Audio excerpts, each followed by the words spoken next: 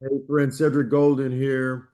The Texas Longhorns came back with a vengeance after the Ohio State disappointment. They took care of business on Saturday, 38-7 over an overmatched San Jose State squad. The Horns were expected to bounce back against a 36-point underdog, and that they did. Didn't cover the spread, but if you ain't got money on it, who really cares? The Horns are 1-1 on the season and they got a really good bounce back from quarterback Arch Manning, 19 of 30 for 295 yards, four passing touchdowns, and a rushing touchdown, two each on the passing end to White Chocolate, Parker Livingston, and Jack Andrews, and then he scampered in for 20-yard run to close out the scoring. Arch Manning is his own worst critic. He did throw an interception, and he got stripped on the goal line. He believes he can play better, and if Arch Manning says he can play better, who am I to say that he can't?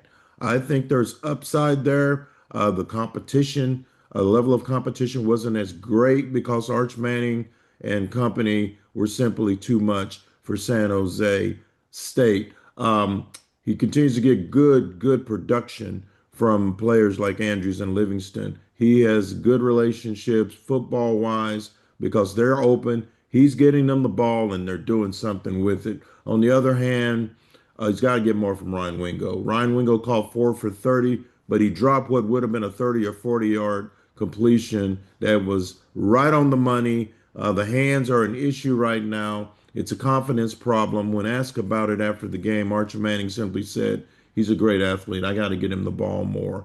It's a good problem to have after you win by 31. Offensive line held up pretty well. Arch got hit one time for that one sack. They were very fortunate that Jordan Washington recovered the fumble. And so the offense did take a step forward. CJ Baxter did really well, 13 carries, 64 yards.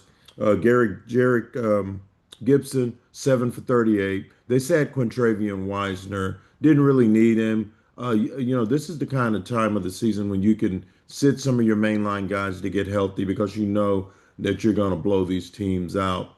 Defensively, the Horns were good against Ohio State. They were great against San Jose State. Four takeaways, which the offense converted to 28 points. Remember, Sarkisian said they've got to get around to playing complementary football and feeding off of one another, which means when the defense can get the ball on the ground, the offense can take advantage.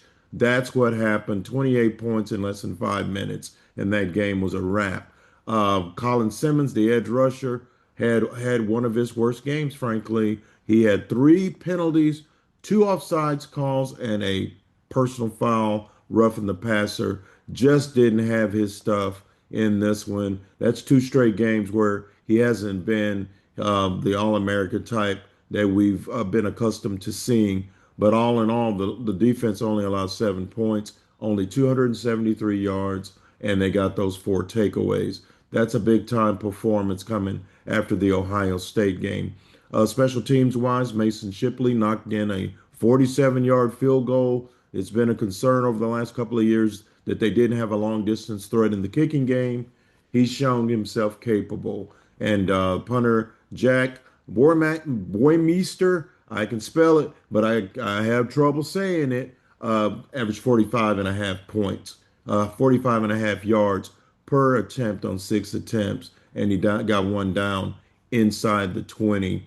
All in all, very positive response from Ohio State. The Horns needed a blowout win, and guess what? Just like I told you last week, they were going to blow out San Jose State. Well, guess what? My tune hasn't changed. They're going to blow out UTEP Saturday, and then they're going to close out non-conference with a blowout over Sam Houston. Then we'll find out if they've come as far as maybe we believe them to be. We'll see. The competition isn't great right now, so we don't really know how good they are. The one thing we can say is that SEC opener against Florida is going to be really interesting now that the Gators somehow dropped an 18-16 loss to USF. So that's going to be one to watch.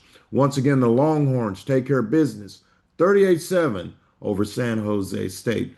Check out our stuff on hook'em.com. Danny Davis, David Eckert, Thomas Jones. They have the coverage on lock. Great photos from Aaron Martinez. And also we're gonna be wall-to-wall coverage this coming week on UTEP. And also check out my newsletter. There's a link on statesman.com. If you haven't signed up for it, sign up for it. I'm giving you a little bit of extra flavor in addition to what I bring to the Statesman on a daily basis. Thanks for joining me, guys, and we'll see you next time.